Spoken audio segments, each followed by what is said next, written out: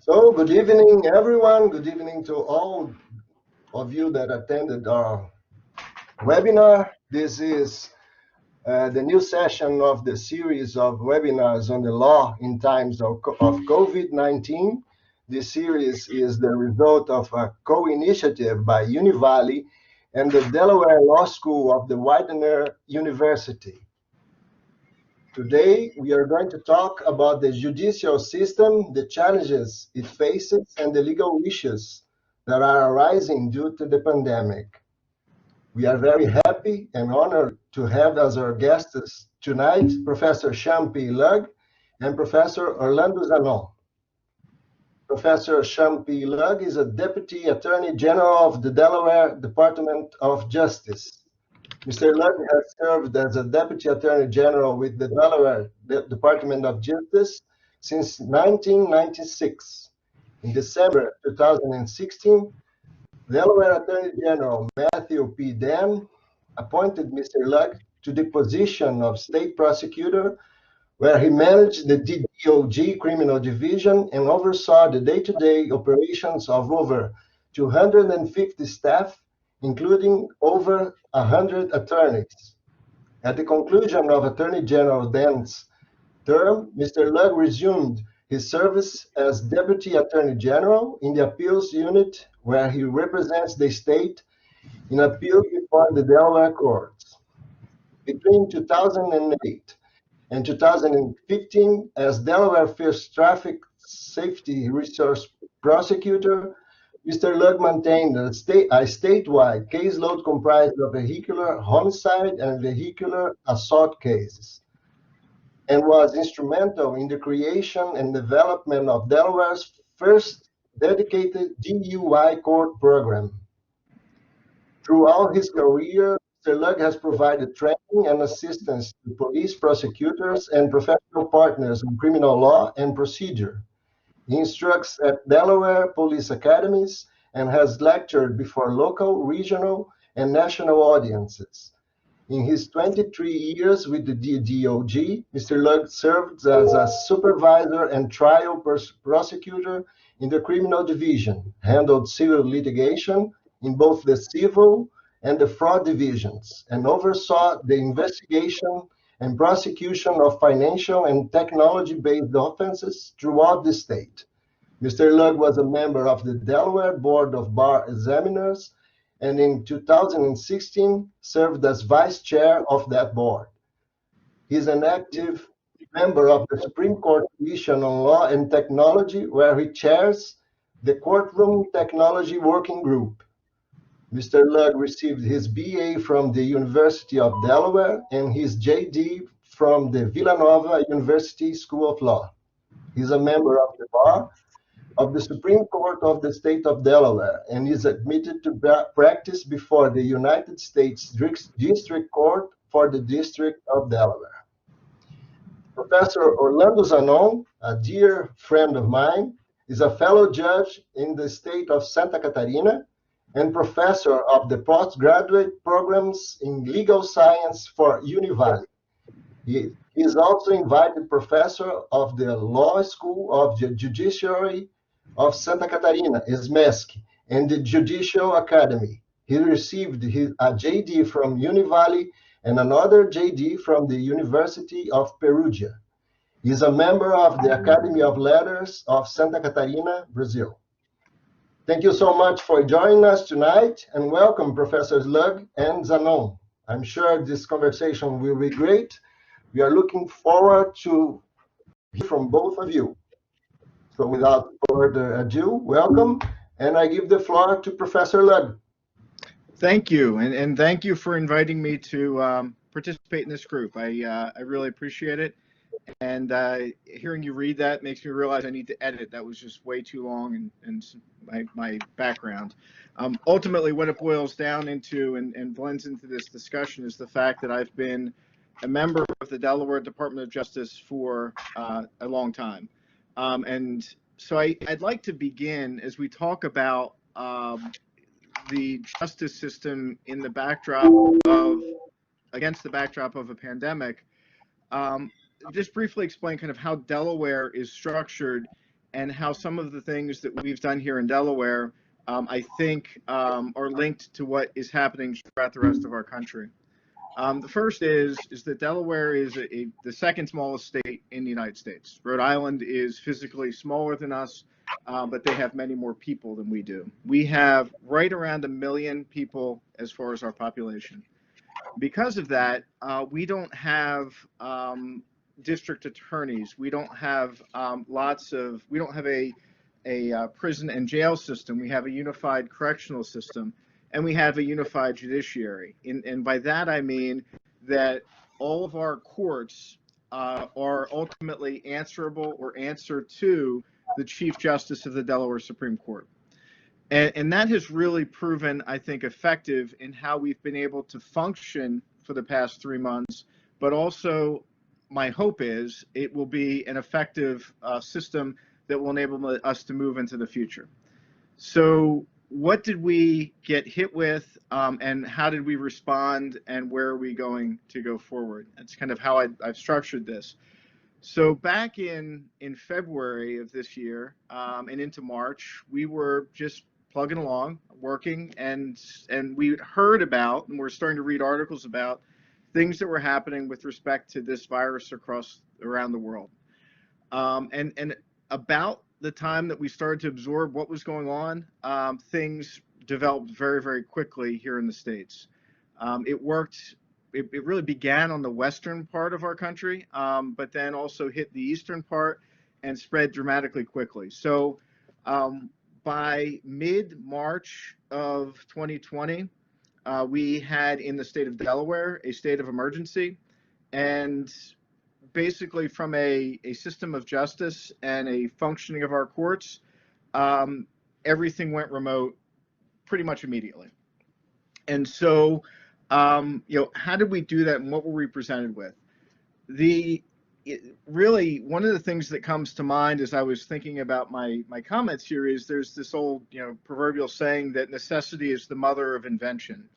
And while nothing was really invented from this, we took a system, and that's our justice system, was forced to really very quickly, which is not something that our justice system is accustomed to doing, really anything quickly, and adapt to provide services to our community as quickly and as efficiently and as effectively as possible. And so beginning very shortly after, and as I look to the side, I've got some notes here so you understand what I'm doing. And I guess I should ask Laudenir, if there are questions that come in, would you prefer us to handle them at the end, or do you want to address questions as we're speaking? I'm taking notes about the questions of our audiences. Audience. I asked the audience to post the questions in the chat, and we will address it at the end. Okay, great. That's perfect. I didn't want to talk over someone. Thank you. So we realized we had to deal with this. And so the most dramatic thing that I think that we learned to do in our system of justice, and a lot of what I'm talking about is not unique to Delaware. I mean, the things that we're doing here are being done in most other state jurisdictions, and I think at the federal level across the country. But really the most dramatic is what we're doing right now. And that is leveraging a technology that exists to allow communication across borders, to get people together to either learn, or in the sense of what happens in court, to have issues decided. And so we're using really two different technologies. I'll speak of them interchangeably. One is the Microsoft offering Skype for Business, and the other is Zoom. Both have pros and cons, and I'm not here to really say what's good or bad about them, other than we're using them. And so we had to find a way for our system to operate using these tools. And I'll talk briefly about, I've divided this into, we've got a criminal system, the criminal justice system, and the civil justice system. And I'll sweep into the civil, our equity courts. And if I could address the civil and how that's processed first, because it's easier. because we don't have here constitutional pressures and provisions and mandates that operate in the civil forum. And civil proceedings, I'm speaking about car accident cases, contract disputes, landlord-tenant, and things of that nature, generally involving someone's claim for money from someone else. And so while I say that we don't have speedy trial, the courts are still very interested in making sure that their dockets proceed at a manageable pace, because they know if they don't do it now, it's going to be there in the future. And so what the courts have been doing in the civil proceedings is really leveraging these technologies to advance their cases. Most of the judges have presented the litigants with the option of appearing in person or appearing by a virtual means. And most of the litigants have accepted the virtual appearance. And so that has enabled things to keep progressing forward. Now, the one thing that they have not done in the civil context is have a full-fledged civil jury trial. Neither have we done that in the criminal context. But most civil matters have proceeded fairly well.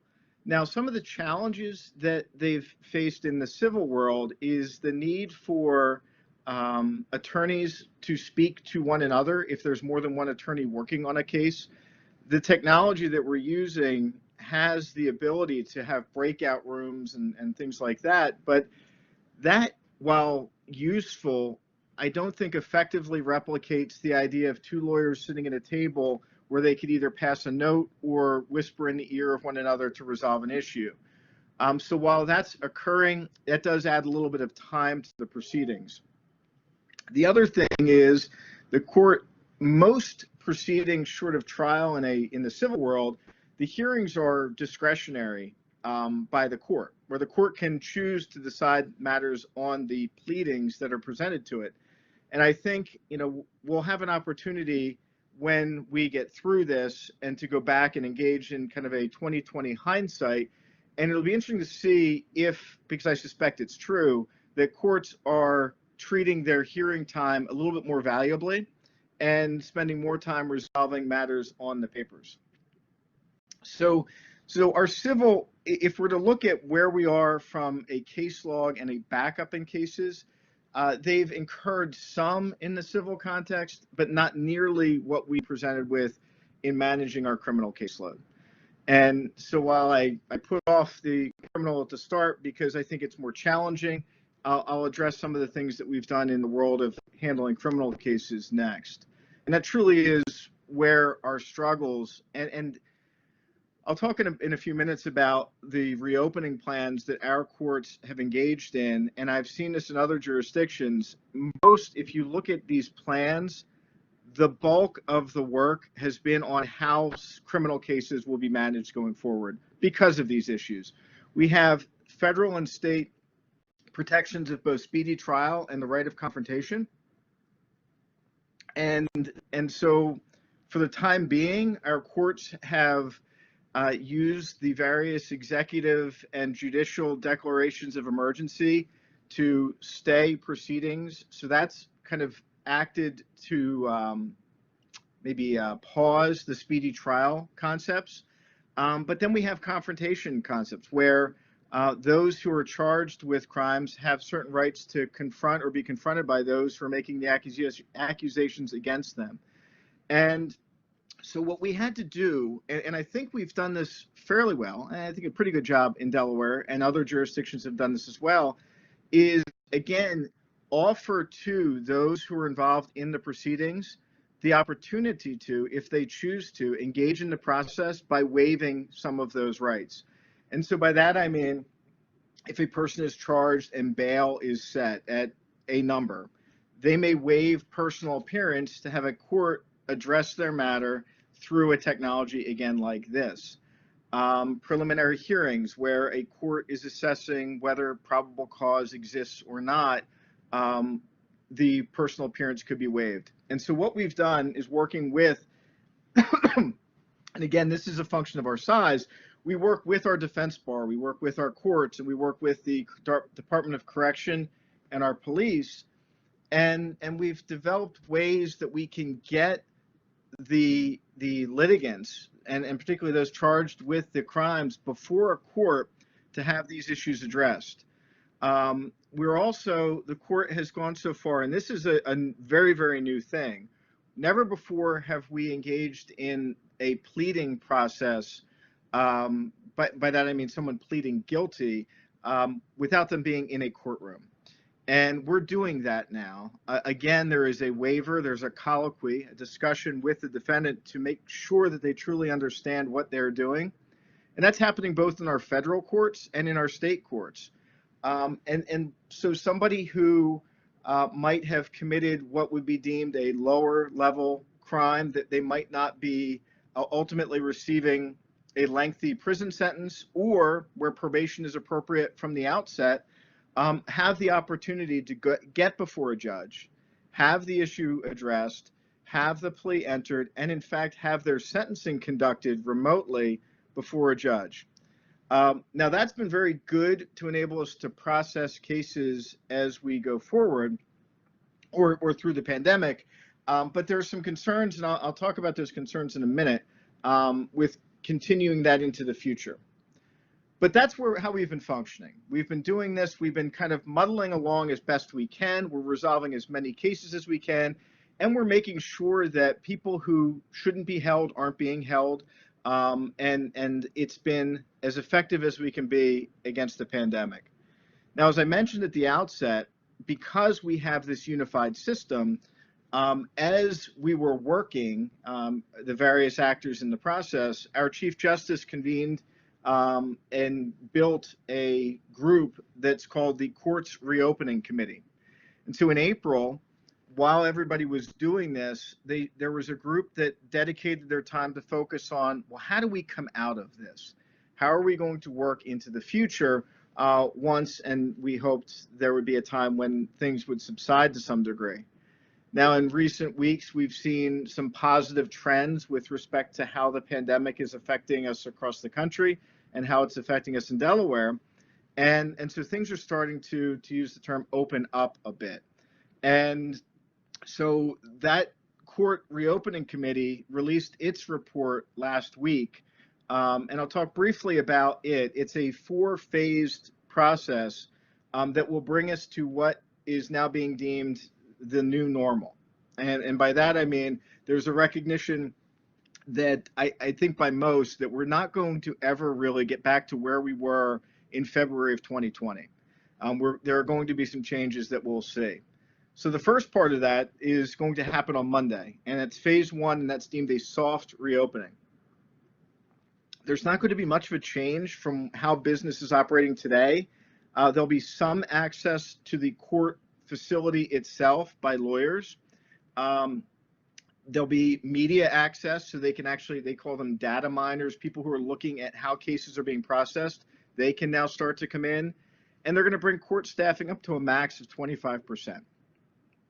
Everybody's going to be screened coming into the building. So a lot of the things, and so here's where, you know, I put kind of an asterisk where I have to say that what I say or the opinions I offer are mine. And I'm speaking for myself here, and I'm not being critical, but I just don't, nobody knows for sure how things are going to develop.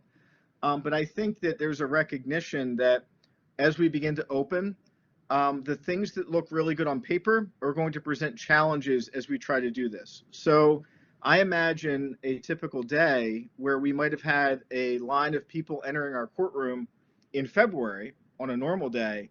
We're now checking for temperature and screening for signs of COVID-19. That is going to enhance or increase the delays. So people who come to our courts are going to need to be prepared at the outset to be there early and to be there ready to wait for some time. And that's lawyers and people in the general public. So then phase 2, we're going to start opening to the public in general. No more than 10 people in a courtroom. The judge will always retain the authority to control the room. If 10 seems like too much in a particular room, they can clear the court or reduce the number. They're going to increase the staff to about 50%, and they'll likely begin bench trials or trials that are presided over by a judge as fact finder and law finder.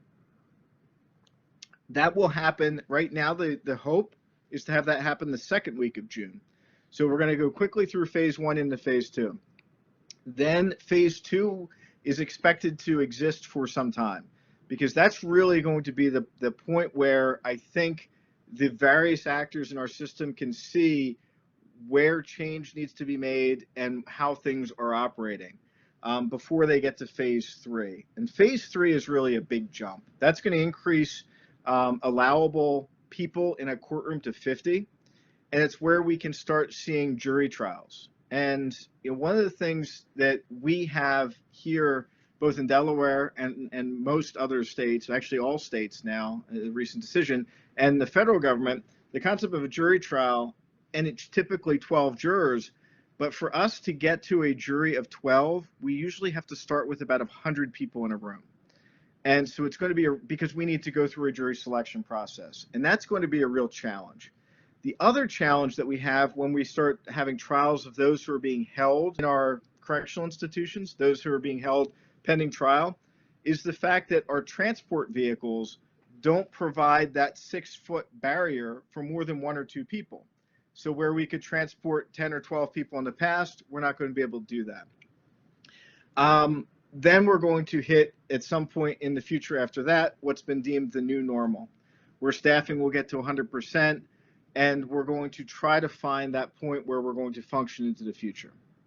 So what will the new normal be? And this is really where, looking into the future and kind of where I see us positively going and where I see some of the challenges to exist for us. One is, I think a huge positive will be the courts generally and practitioners across the board acceptance of developing technology to conduct their practice.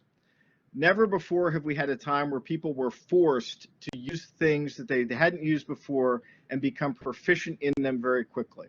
And I think there's going to be a positive impact both in criminal practice and in civil practice that will benefit our practice of law and probably benefit the provision or providing of law to clients across the board.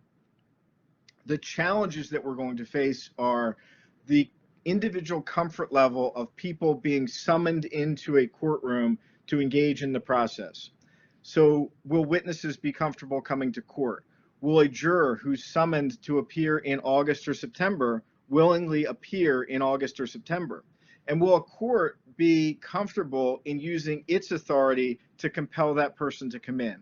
And those are really big challenges for us because we need people to participate in the process, but we're just not quite sure how that's going to play out.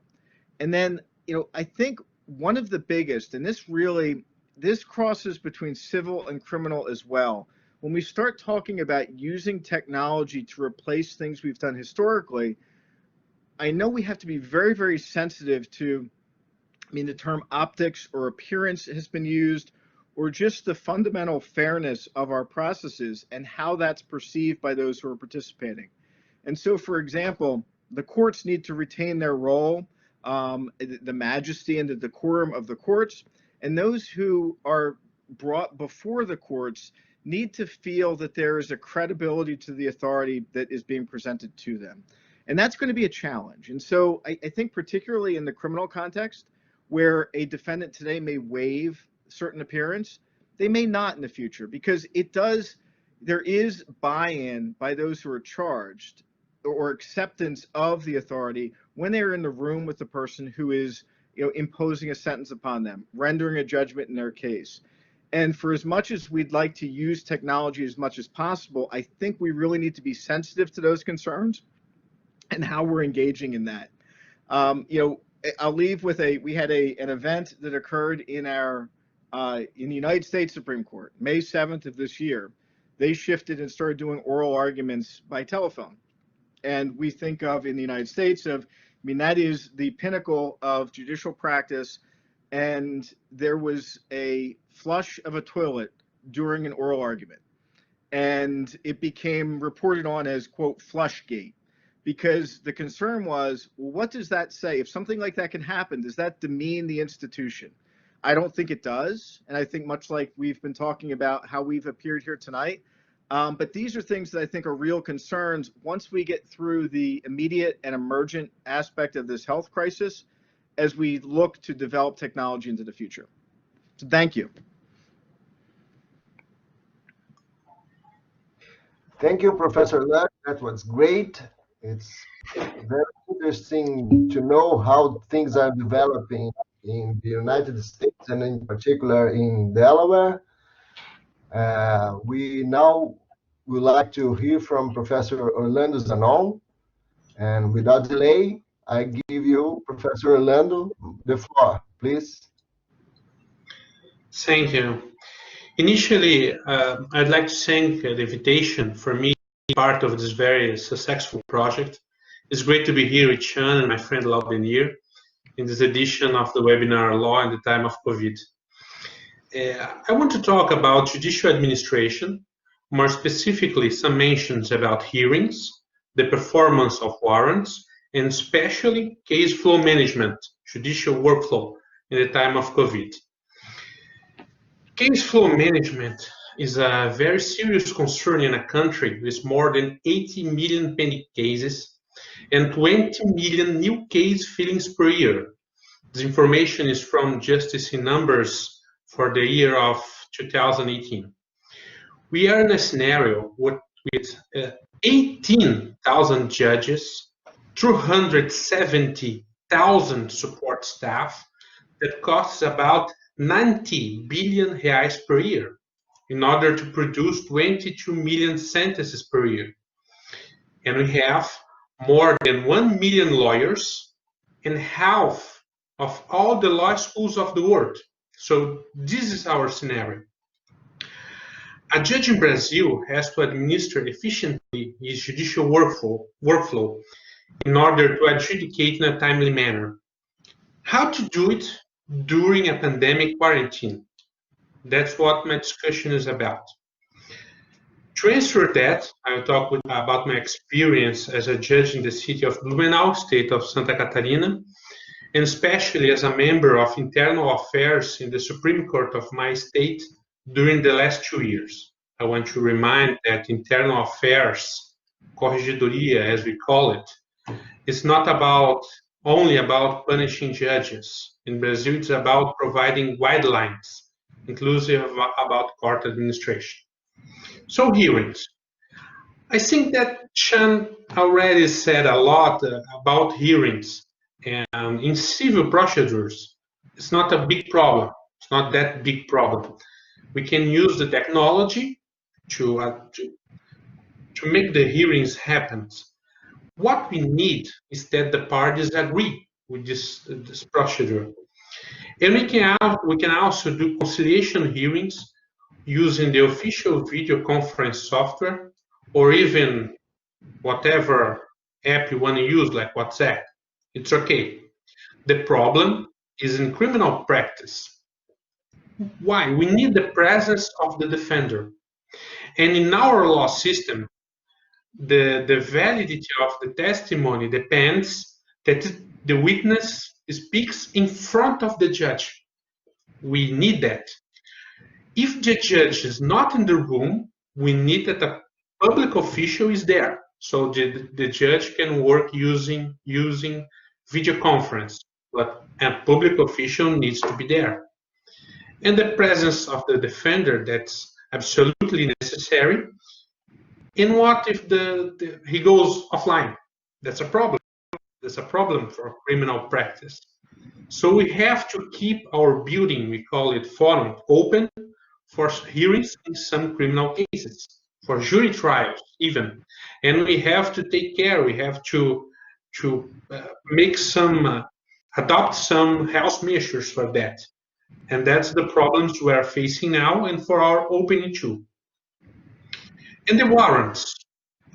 There is another problem about delivering judicial orders. Most of the communication in our digital processing systems, in our systems can be done using the internet, but there are some types of warrants that we need the work, the personal work of an official, and they are worried because they can get infected if they go outside to fulfill the warrant, to fulfill the judicial order. That's another problem. But the main subject I want to talk about tonight is case flow management. During my time in internal affairs, we developed a interdisciplinarity study between statistics, economics, and legal theory. We call it jury metrics, in order to develop a method of case flow management to resolve, to try to solve a problem of too many pending cases and high case fillings numbers. We call this method complex screening. I want to talk about this method now. Professor Boaventura de Souza Santos from the University of Coimbra developed a research for the National Judicial Council of the country, Portugal, and he discovered that there are many easy cases the judge has to deal daily, on a daily basis. But the number is so great that leaves him with little time to try to solve complex cases. So the conclusion of Professor Boaventura de Souza Santos is that we separate workflows for easy cases and hard cases. Also, using economic analysis of law, we can speak about the principle of Pareto, widely known and used in economic studies and business administration. The principle of Pareto states that 80% of the problems comes from 20% of the causes.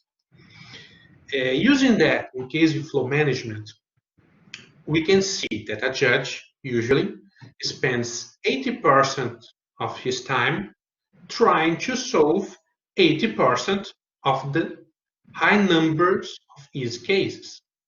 So this leaves him with 20% of the work time to try to solve 20% of hard, complex cases. Can we invert that? That's one of the main ideas of complex screening. There are many technical issues concerning complex screening, but these two ideas I mentioned before are the most important ones. We must separate case flows streams, one stream for easy cases and one stream for hard cases. To resolve the easy cases, 80% of the cases, most of the time, we have to use standard decisions for every step of the procedure. Every time a new case arrives, you screen it, develop the complex screening process, and check what is the standard decision for that case to solve it rapidly. And so we have more time left to solve the hard cases. Every industry uses screening. Hospitals use screening. They have specific methods for that. We need a specific method of screening for case flow management, and that's complex screening. If we do that, we can spend only 20% of the time to solve 80% of the cases, and thus we leave 80% of the time for the judge to solve this 20% of hard cases with the attention they need. Using complex screening, we can move the cases in batches, allotment of cases. We categorize all the cases, see the next step in the procedure, and provide a standard decision for it very fast. We have scale gain, but it also improves the principle of quality because we have the same decision for the same situation every time. We not only depend on the judge memory, we have a specific standard set of decisions to solve this easy case, this repetitive case, as we call it in Brazil, very fast. And it also improves the quality of the work because we have very good constructed standard decisions for these cases, well prepared to solve this kind of repetitive cases. Well, it's more easily said than done because we have a lot of processes of cases. For example, in my court here in Blumenau, we are in about 16, 15 judges. Only me, I have 8,000 cases, and I have 150 new cases per month. So the number is always increasing. And to use complex screening, we have to screen all these cases periodically for each step of the procedure to provide the standard decision for it. So it's hard. We have to produce standard decisions for all the type of easy cases. But the result is unquestionable. In every court that uses this method, the speed and the quality of the decisions raise a lot. Sometimes we double the number of cases we move per month. Sometimes double the number of sentences, for example. So it's a very, very quick method to solve judicial cases. But I want to say more. I think that maybe we can use complex screening as a basis to develop artificial intelligence for judicial adjudication. We can develop a set of standard decisions for similar cases and develop a protocol, an algorithm, to check which is the decision the next step in the case needs. Well, there's a lot of initiatives about using artificial intelligence systems in many courts in the United States, in Europe. In Brazil, our Supreme Court developed a system they call Victor. What Victor is about? It's a screening program. They separate the cases that arrive at the Supreme Court in some categories of repetitive cases. So they have like 50 category of cases, of repetitive cases, and Victor, when the cases arrive, is filled, they check using artificial intelligence some keywords that are in the content of the case, petitions, and try to categorize so they can administer the flow of cases very easily. Complex screening, the method I'm talking about, is just a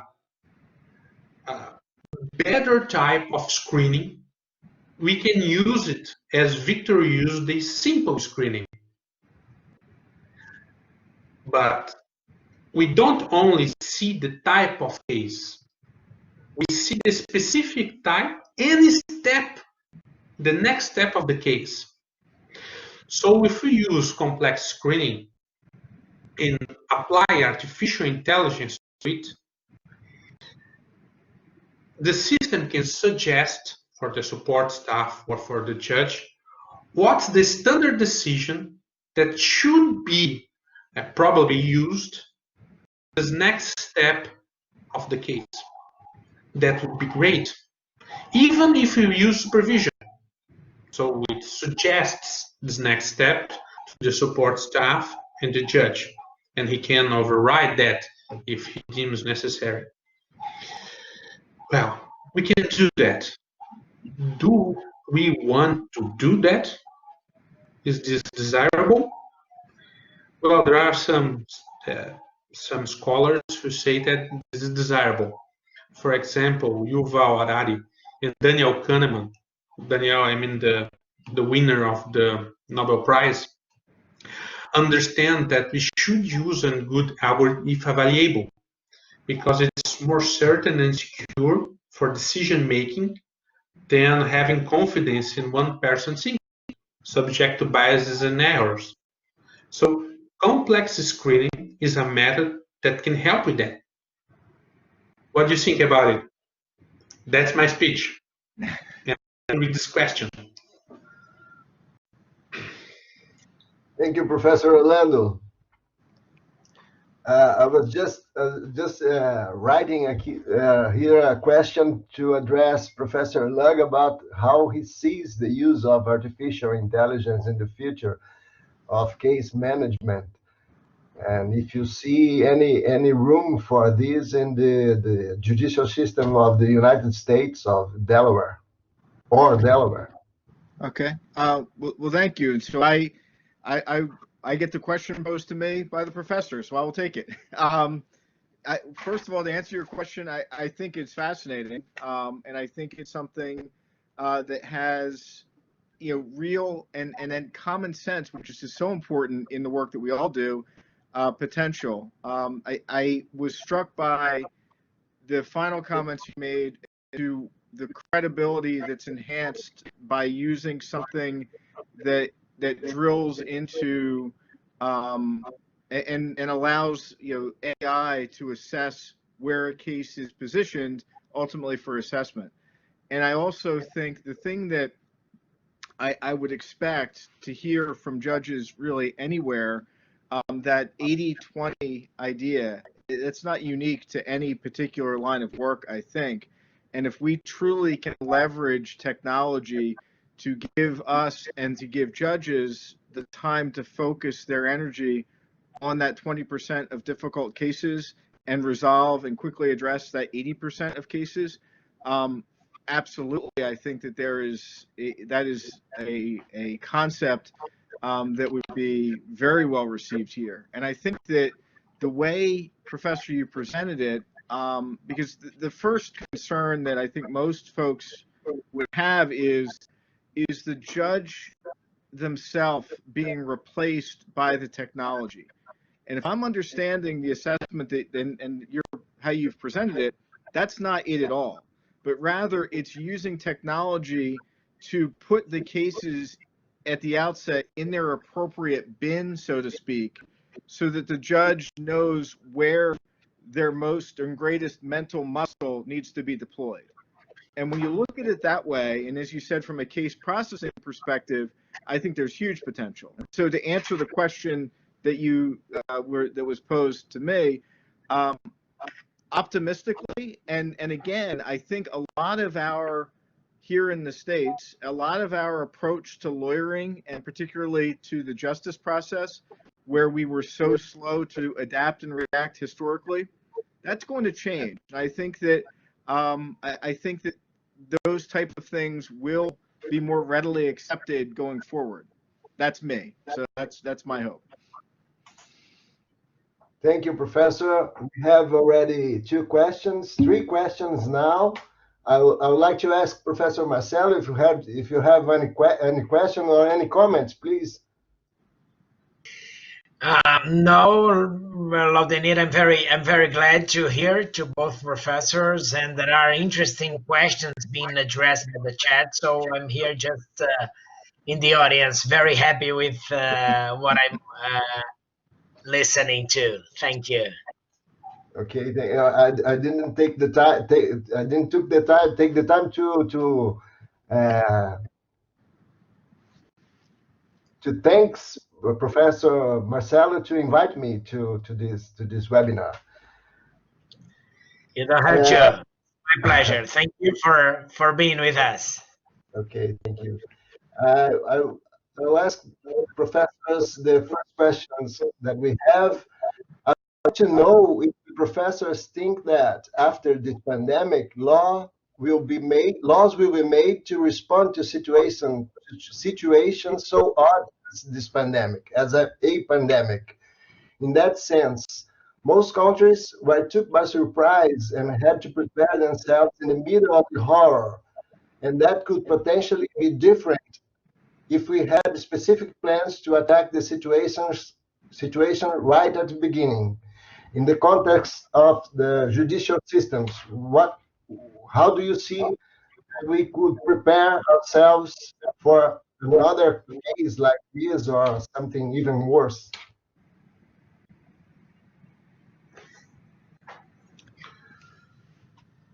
Professor Shen, you can go first, and then I continue the sequence. Okay. Well, so I think the answer is, will laws change? I don't know necessarily if laws will change, but I think in the question there was also the concept of systemic change to the process and system. And I think that there will be in multiple branches of government, there will be changes, I would expect. The first is pure emergency planning for an event such as this will increase. The second, though, is, and really to get to the crux of the question in the context of our discussion tonight, I would expect that things like I mentioned the court reopening committee, some version of that going forward would be retained to allow members of the judiciary and members of the justice system to routinely and periodically address the existence of threats to the system that are out there. And the one thing that I should have mentioned in my notes, it's in my notes, and I think was really an integral part of the court's reopening committee, was the inclusion of an infectious disease medical expert. Because one of the things that I think, particularly I have to, we do is we're expected to know a lot and have a lot of answers. And you and as judges, I'm sure, face that all the time. And one of the most difficult things to do is to be able to accept or acknowledge when you don't know the answer and to know to look for the answers. And so I think another big change that we will see going forward is making sure that we have resources in place that we can connect with, whether it be our local hospitals, at the federal level, the CDC, to make sure that those communication lines remain open so that we can most effectively respond to the issues as they develop. That's how I see things developing in the future. Well, I agree with Professor Shan, and I'd like to say that we already have some protocols, some lines of conduct we can use in these situations. And we have in our law some provisions about exceptional situations. But there is also an economic moment, and there are political issues involved, and there are divergences between the technical solutions we can adopt, and that's a problem. Now we are testing some solutions, and maybe afterwards we can have some precedents and some data about what the technical solutions that provided most the better results. So in the next situation similar to this one, maybe we can use the solution that provided the best results.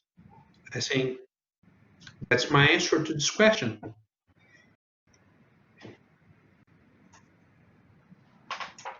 Thank you, professors. Let's go to the second question. Are there positive changes in legal practice implemented because of the quarantine and this social distancing? Abbreviation of procedures and simplifications of access to justice, for example. Do you see anything positive coming out of this? I think that it allows me this time I can start. Please. I think that yes, we have some positive changes in legal practice, and mostly concerning the use of technology. We are using solutions, video conference, home office, and taking advantage of our case management system, and I think that's positive. I think that Sean mentioned before also this. He said that now the professionals are having to use the technology, and this benefits the speed of the case solutions. I think that's positive. Do you want to speak about this? I agree with you. The second part of that question whether the access to justice is simplified, I think that's a very difficult one, because I don't know if the current technology has simplified access to justice. And when I think of access to justice, I think of those in our society for whom it is most difficult to get to the courts and secure assistance from the courts. I had a discussion, and so my answer on that would be, I think there's an opportunity for that. I had a discussion with some folks late last week who were talking about how can we use this type of technology in some of our communities that are most financially worse off. And so we talked about the idea of implementing workstations in what I call a neutral location. I mean, we could do it in police stations, but is that necessarily the place to do it? So I think that I don't know that that's necessarily going to be a direct result of our pandemic response, but I think it's a secondary result, because people are thinking about how to use these technologies. And if we think about them, and kind of to my points, my opening comments, if we think about them in the context of the credibility of the system that we are seeking to advance, I think we really can see some positive access to justice things happening. Thank you, professors. I happened to watch a virtual town hall held by the National Constitution Center some 2 weeks ago, and the guests were two attorney generals for the states of Montana and New Jersey. The attorney general of New Jersey, Gerbier Grewal, Professor Lugg must know him. He said that they were in New Jersey thinking about some kind of solution to have trials by the jury, even with the necessity of social distancing. But the main concern was how to ensure the secrecy of the jury, how to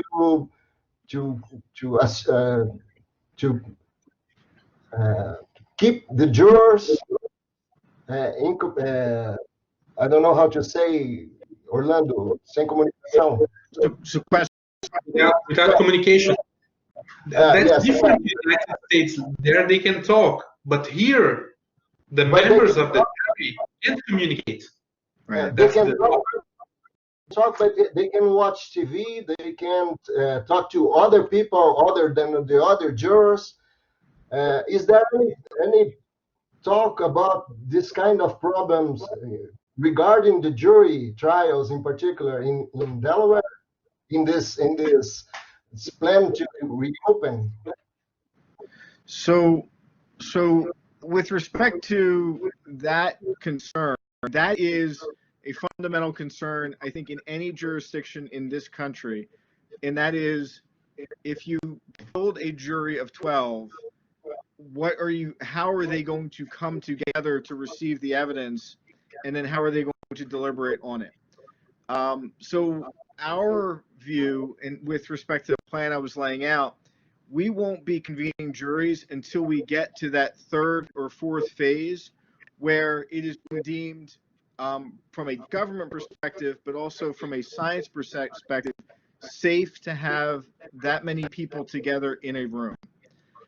Now, having said that, I know that there have been some experiments with remote juries and having the jury assess the case remotely, which embeds all those problems. So, for example, if I was selected as a juror and they said I could stay at home, sit where I am now, and you, John Lugg, promise not to speak to anybody, well, we have ways in our system to ensure that secrecy. That's more difficult when you're sitting a distance away. Now, the other question that presents is, can the litigants, so defendant, prosecution, defendant, plaintiff, can they waive some of those concerns to allow the jury to assess their case remotely? And that's something else that would have to be considered. So it's a great question. It's things that we're talking about, but things, unfortunately, I don't have a perfect answer to it as we convene here tonight. It's difficult to see how this can lead to some fundamental changes like that. It's true. I'd like to ask our audience for more questions. We're heading for the last one that I have here. Please, let's take the most from our professors here tonight. Uh, the last question I have is to both professors. I would like to ask if you believe that even though we have this very well developed technology, are we far from having a good way to maintain the procedures and the methods technologically to allow for a better judicial approach?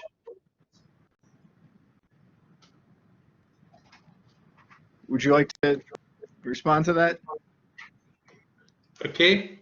Well, I don't know if I really understood perfectly the question, but we have some different systems for case flow management in Brazil. We have one that's PJE, that's from the National Council that many states use. And we have here in the state of Santa Catarina, the system we call a PROC. That's the same system that they used in car wash operation. And Laudenir, do you know something about the PROC? I'm a little familiar with that. Yeah. And every system has some type of conveniences for case flow management. But we still don't have a very good artificial intelligence to implement in the systems. We are developing that. Victor in the Supreme Court is one of the first initiatives in Brazil. And I think that for simple things like video conference, etc., we have good systems, but we could still develop a very good artificial intelligence. That's not very far away. We can do it. I don't know if I answered the question, but a better judicial approach would depend, in my vision, in the development of artificial intelligence so we can use it in our systems. And as I said before, I think that complex screening is an example of a basis, a method we can use to develop artificial intelligence, mostly to resolve 80% of the easy cases.